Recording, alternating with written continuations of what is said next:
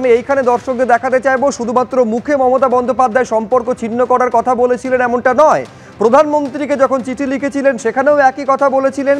আজকে যে চিঠি ফের প্রধানমন্ত্রীকে তিনি লিখেছেন তারও উল্লেখ এখানে রয়েছে। কিন্তু মমতা বন্দ্যোপাধ্যায় যেদিন বললেন যে ডিভিসির সঙ্গে রাজ্য যাবতীয় সম্পর্ক ছিন্ন করবেই, কি বলেছিলেন সেদিন দেখুন। আমি তো ডিভিসির সাথে সব সম্পর্ক পশ্চিমবাংলার কাট আপ করবই। আমি ফিরে গিয়ে আমার একটাই কাজ,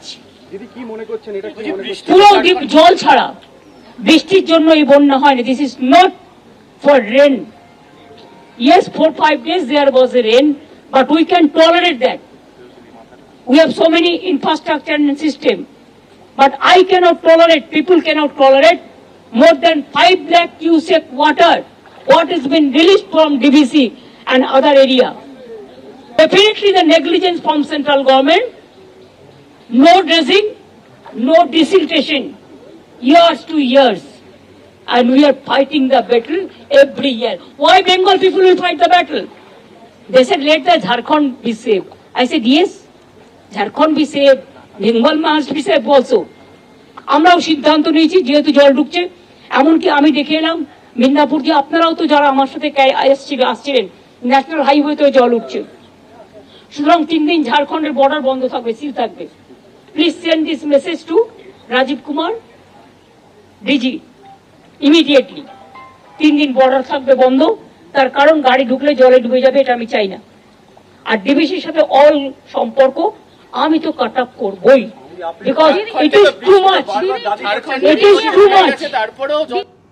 রাজ্যের এই বন্যা পরিস্থিতির জন্য দায়ী কে তা নিয়ে কেন্দ্র রাজ্য টানাপোড়েন একেবারে তুঙ্গে পৌঁছেছে, পত্রযুদ্ধ কার্যত চলেছে।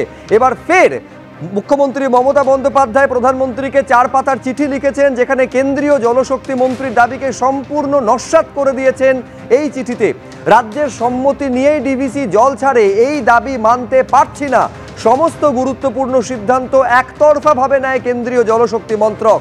কোনো সময়ে জল ছাড়ার বিষয়ে রাজ্যকে জানানো পর্যন্ত হয় না। সম্প্রতি মাত্র 3.5 ঘন্টা আগে নোটিশ দিয়ে 9 ঘন্টা ধরে জল ছাড়া হয়েছে। বারবার ডিভিসির চেয়ারম্যানকে অনুরোধ সত্ত্বেও জল ছাড়া বন্ধ হয়নি। কেন্দ্রীয় মন্ত্রী যা বলছেন তা সম্পূর্ণ সত্য নয়।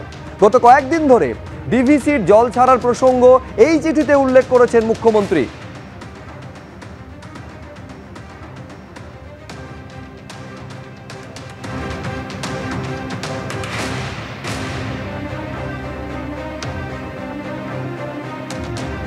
আমরাও সিদ্ধান্ত নিয়েছি যেহেতু জল ঢুকছে, এমনকি আমি দেখে এলাম মিদনাপুর যে আপনারাও তো যারা আমার সাথে আসছিলেন ন্যাশনাল হাইওয়েতে জল উঠছে। সুতরাং 3 দিন ঝাড়খণ্ডের বর্ডার বন্ধ থাকবে, সিল থাকবে। Please send this message to Rajeev Kumar DG immediately.